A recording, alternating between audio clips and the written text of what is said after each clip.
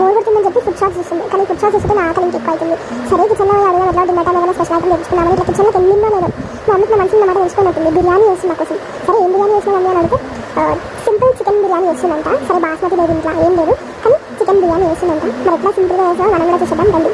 ఇక mummy 1 hour ముందే chicken అంతా మ్యానేజ్ చేసి పెట్టిందంట. ఇక మ్యానేజ్ చేయడం మనకి ఎట్లా తెలుసు పక్కన చికెన్ తీసుకుంది, అలాగే తర్వాత పెరుగు వేసింది, ఉప్పు కారం సరిపడేసింది, ఇంకా అల్లం వెల్లుల్లి పేస్ట్, పచ్చిమిరపకాయలు, కొత్తిమీర, పుదీనా, అలాగే ధనియాల పొడి, గరం మసాలా, ఉప్పు అన్నీ తగినంత వేసి బాగా కలిపి పెట్టుకొని ఒక 1 అవర్ పక్కన చూసామంటే చక్కగా మ్యానేజ్ అయిపోతుంది. సో బిర్యానీ అంటే రైస్ బాయిల్ చేయాలి కాబట్టి ఇక్కడ సరిపడ వాటర్ తీసుకుంది. ఆ వాటర్లో మనం స్పైసెస్ అన్ని యాడ్ చేసుకోవాలి. సాజీరా, దాల్చిన చెక్క, అలాగే యాలకులు, లవంగాలు, ఇంకేమైనా ఆప్షనల్ ఉంటే వేసుకోవచ్చు. అలాగే 1 టేబుల్ స్పూన్ ఆయిల్, ఇంకా సరిపడ ఉప్పు ఇవన్నీ వేసుకొని ఒక 10 నిమిషాల వరకు వాటర్ని మరగనియాలి.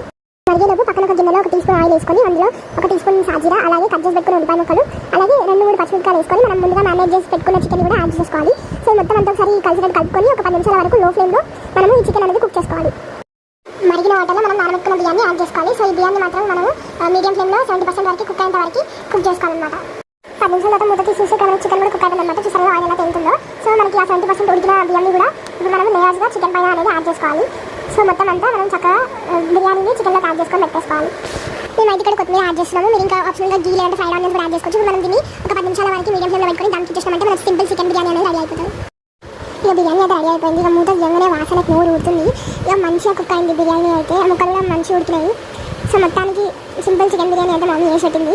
ఇక ఈరోజు మొత్తం మంచిగా తినాల్సిందే. కానీ మస్తు ఉడికింది చికెన్ కూడా, బిర్యానీ కూడా మస్తు ఉంది. ఆ పొగలకి ఇట్లా వాసనకి నాకు అయితే నోరు ఉడికి ఎప్పుడెప్పుడు మమ్మీ ప్లేట్లో పెట్టాలని చూసినా. ఇక పక్కకి ఇట్లా ఆనియన్స్ నిమ్మకాయ ఎక్కువ అసలు బిర్యానీ అవ్వదు. కానీ ప్లేన్ వితౌట్ కర్రీ కూడా చాలా బాగుంది తినడానికి. సరే మమ్మీ చికెన్ కర్రీ కూడా వేసిందని చెప్పి అది కూడా యాడ్ చేయమని చెప్పేసిన. So chicken curry, chicken biryani, పక్కన ఆనియన్స్ నిమ్మకాయ, అలాగే కాస్త రైతా, అసలు తింటుంటేనే మస్తు ఉంది. లైక్ చేయండి, సబ్స్క్రైబ్ చేయండి.